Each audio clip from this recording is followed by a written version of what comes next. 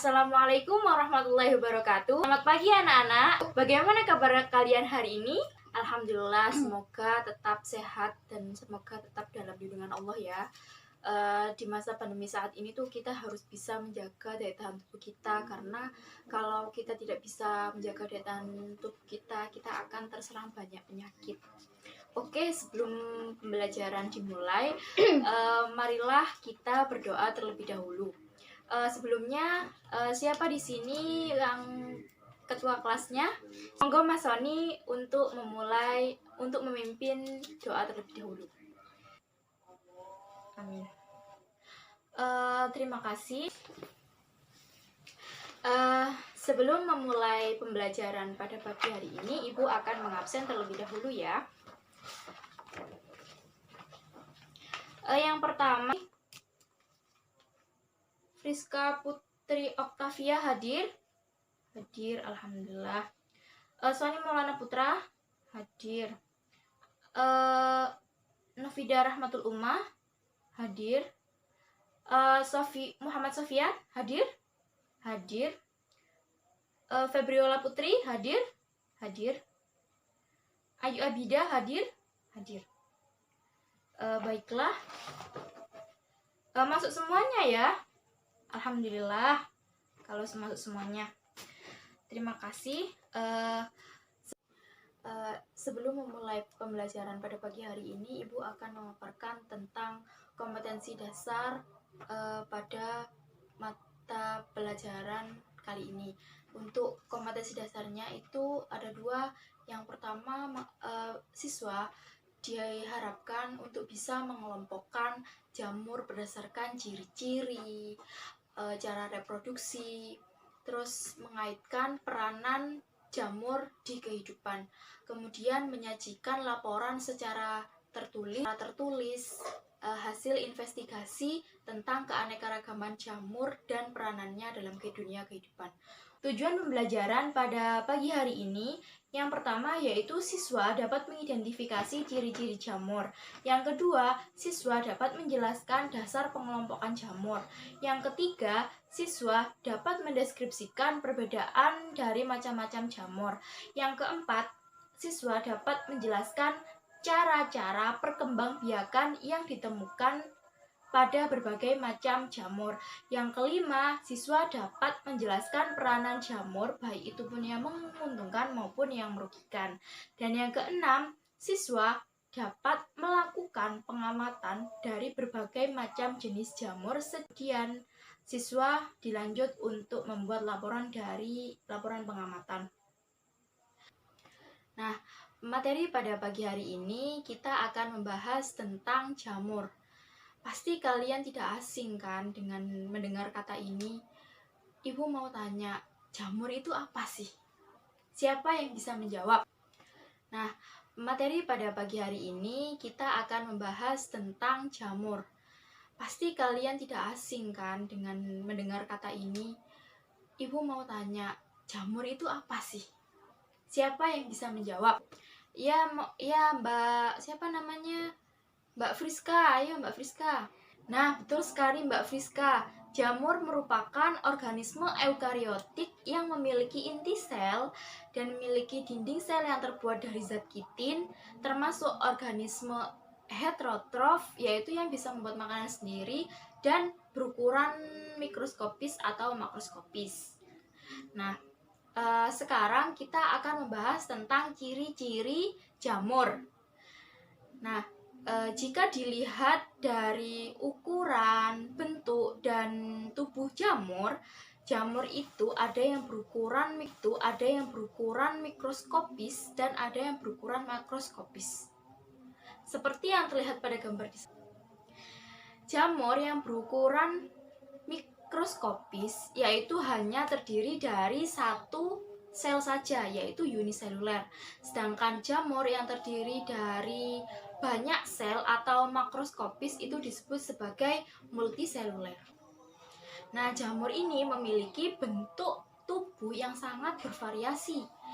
Antara lain ada yang bentuk oval, bulat, pipih, kemudian ada yang berbentuk embun tepung, bercak-bercak, dan untai benang. Tubuh jamur tersusun oleh sel-sel dari zat kitin. Nah, zat kitin ini tersusun dari polisakarida yang mengandung nitrogen yang bersifat kuat, tetapi fleksibel. Nah, fungi atau jamur ini tidak memiliki klorofil. Oleh karena itu, fungi termasuk organisme heterotrof yang tidak bisa membuat makanan sendiri. Meskipun fungi bersifat heterotrof, tapi fungi ini tidak mencerna makanan di dalam tubuhnya. Tetapi fungi atau jamur mendapatkan makanannya dengan cara menyerap zat organik dari tempat hidupnya. Nah, pada fungi atau jamur yang multiseluler terdapat deretan sel organik yang berada di tempat hidupnya. Pada fungi atau jamur yang multiseluler terdapat deretan sel yang membentuk benang yang disebut sebagai hifa. Nah, pada jaringan hifa ini membentuk anyaman yang disebut miselium yang menjadi tempat pembentukan spora. Jamur memiliki habitat yang beraneka ragam sesuai dengan cara hidupnya. Jamur memiliki habitat yang beraneka ragam sesuai dengan cara hidupnya. Jamur ini ada yang habitat hidupnya ada yang sebagai saproba, parasit, atau yang bersinggungan dengan simbiosis mutualisme. Reproduksi jamur dapat secara vegetatif atau aseksual dengan fragmentasi atau pembentukan spora, dan secara generatif atau seksual dengan pembentukan spora seksual. Nah, dengan cara hidupnya, jamur ini ada yang habitat hidupnya ada yang sebagai saproba, parasit, atau yang bersinggungan dengan simbiosis mutualisme. Reproduksi jamur dapat secara vegetatif atau aseksual dengan fragmentasi atau pembentukan spora, dan secara generatif atau seksual dengan pembentukan spora seksual. Kalian belajar tadi malam? Kalau belajar pasti tahu ya. Jamur ini tuh dikelompokkan menjadi jamur ini terbagi menjadi beberapa divisi. Nah, betul sekali Mbak Febri. Pengelompokan jamur itu terbagi menjadi 4, yaitu zygomicota, ascomycota, basidiomycota, dan deuteromycota. Zygomicota, yang pertama yaitu zygomicota. Zygomicota mempunyai ciri yang utama, yaitu zygomicota ini menghasilkan zygospora sebagai hasil dari reproduksi seksual. Ciri-ciri yang selanjutnya yaitu bersifat uniseluler atau bersel satu. Hifanya zoenositik atau tidak bersekat. Yang selanjutnya, zygomicota ini tidak memiliki tubuh buah. Dinding selnya mengandung zat kitin. Zygomicota memiliki rizoid yang berfungsi untuk menyerap nutrisi, dan hifa horizontal yang disebut stolon. Nah, habitat dari zygomicota ini sebagian besar saprob atau pengurai, tetapi ada yang hidup sebagai parasit dan ada juga yang bersinggungan dengan simbiosis mutualisme. Reproduksi zygomicota ini dapat secara vegetatif atau seksual dengan cara fragmentasi atau pembentukan spongiospora, maupun secara generatif atau seksual dengan cara pembentukan spora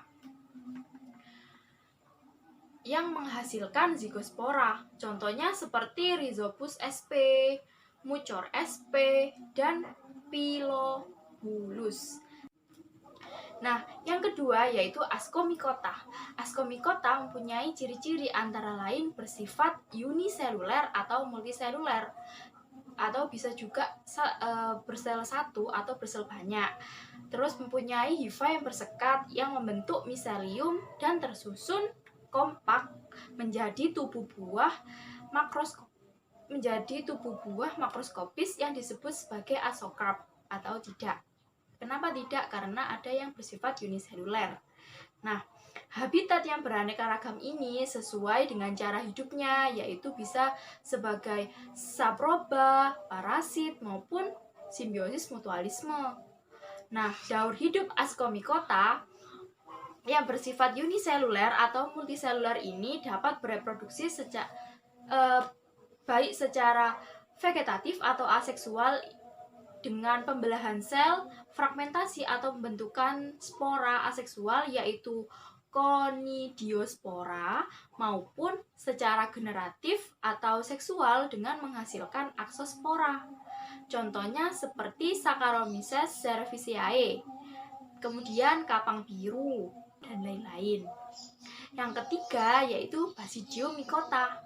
Basidiomycota mempunyai ciri-ciri antara lain bersifat multiseluler, hifanya bersekat, membentuk miselium, dan tersusun kompak menjadi tubuh buah makroskopis yang disebut Basidiokarp atau tidak. Habitatnya dari Basidiomycota ini umumnya sebagai saprop atau pengurai, tetapi ada juga yang hidup sebagai parasit, ada yang hidup sebagai simbiosis mutualisme. Nah, untuk reproduksi Basidiomycota ini bisa secara vegetatif atau aseksual dengan pembelahan sel, fragmentasi atau pembentukan spora aseksual yang menghasilkan konidiospora, maupun secara generatif atau seksual dengan menghasilkan basidiospora. Contohnya seperti jamur merang atau Volvariella volvaceae, jamur kuping atau Auricula polytricha, dan jamur tiram atau Pleurotus sp dan lain-lain, yaitu Deuteromycota. Deuteromycota ini mempunyai ciri-ciri antara lain jamur ini bereproduksi secara vegetatif, sedangkan reproduksi secara generatif belum diketahui. Mengapa? Karena jamur pada divisi ini bukan merupakan kelompok klasifikasi jamur yang sebenarnya, tetapi hanya menggolongkan jamur yang belum diketahui cara reproduksi generatifnya. Kelompok jamur seperti ini disebut sebagai jamur yang tak sempurna atau impossible. Selanjutnya yaitu kita membahas tentang simbiosis mutualisme. Ikan atau lumut kerak merupakan gabungan antara dua organisme yang hidup bersimbiosis mutualisme, yaitu ganggang hijau atau chlorophyta, ganggang biru atau bakteri-bakteri pitu atau cyanobacteria dengan jamur. Nah, lichen ini dapat hidup di habitat yang sangat ekstrim serta bereproduksi secara seksual dengan fragmentasi induk lichen dan pembentukan soredia. Nah, yang kedua, pada poin kedua yaitu pada mycorrhiza. Nah, mycorrhiza ini merupakan bentuk simbiosis mutualisme antara jamur dengan akar tumbuhan. Mycorrhiza ini dibagi menjadi dua, yaitu ektomycorrhiza dan endomycorrhiza. Ektomycorrhiza ini merupakan hifa jamur yang tumbuh di jaringan epidermis akar struktur inang. Sedangkan endomycorrhiza yaitu hifa jamur yang tumbuh di jaringan. Yang terakhir yaitu peranan jamur pada kehidupan manusia.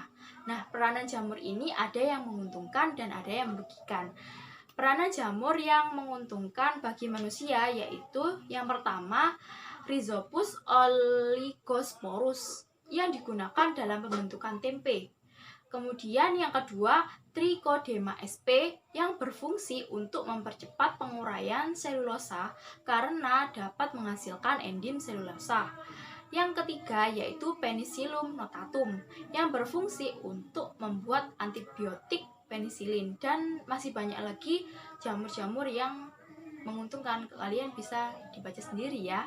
Untuk yang kedua yaitu peran jamur yang merugikan, yakni jamur Rhizopus stolonifer. Jamur ini menyebabkan roti basi dan membusuk. Yang kedua yaitu Tripopiton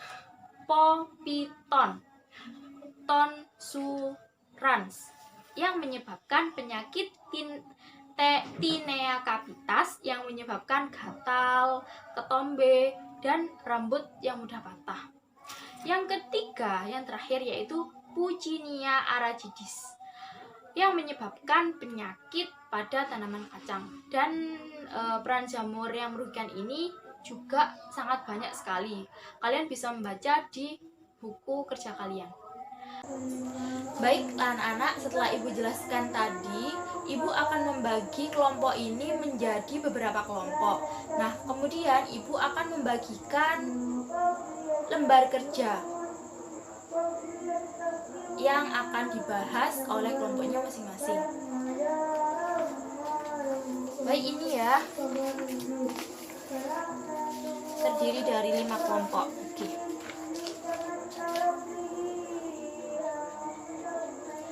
Terima kasih anak-anak, waktu diskusi kalian sudah habis. Jadi silahkan anggota kelompok atau sama-sama mempresentasikan tentang apa yang kalian amati bersama kelompoknya. Terima kasih. Dari pengamatan kalian sudah sangat bagus, tetapi ada beberapa kelompok yang masih kurang paham. Jadi seperti ini, Ibu akan mengklarifikasi ya. Nah, kan tadi sudah Ibu jelaskan bahwa antara plantae dan jamur itu berbeda. Kenapa? Dari segi strukturnya sendiri, jamur itu tidak mempunyai akar, batang, dan daun, tetapi jamur itu mempunyai hifa. Dan jamur itu juga tidak berklorofil, dan jamur juga disebut sebagai organisme yang heterotrof, yaitu tidak bisa membuat makanan sendiri. Dan untuk yang nomor 2 dan nomor 3 itu alhamdulillah sudah paham semuanya, jadi Ibu tidak akan menjelaskan lagi ya. Nah, setelah diskusi dan penjelasan dari Ibu, silahkan kalian membuat kesimpulan tentang pembelajaran pada pagi hari ini. Terima kasih. Nah, dapat disimpulkan bahwa jamur merupakan organisme eukariotik yang mempunyai inti sel, dinding selnya tersusun dari zat kitin. Dan jamur ini merupakan organisme yang heterotrof yang tidak bisa membuat makanan sendiri, dan jamur ini berukuran makroskopis dan mikroskopis. Di pengelompokan jamur ini dibagi menjadi 4 divisi, yaitu Zygomicota, Ascomycota, Basidiomycota, dan Deuteromycota. Terima kasih. Sebelum pembelajaran berakhir, Ibu akan memberikan post-test untuk pemantapan materi dari awal sampai akhir.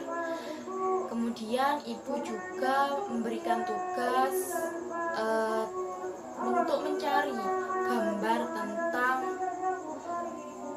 jamur Zygomicota dan Basidiomycota.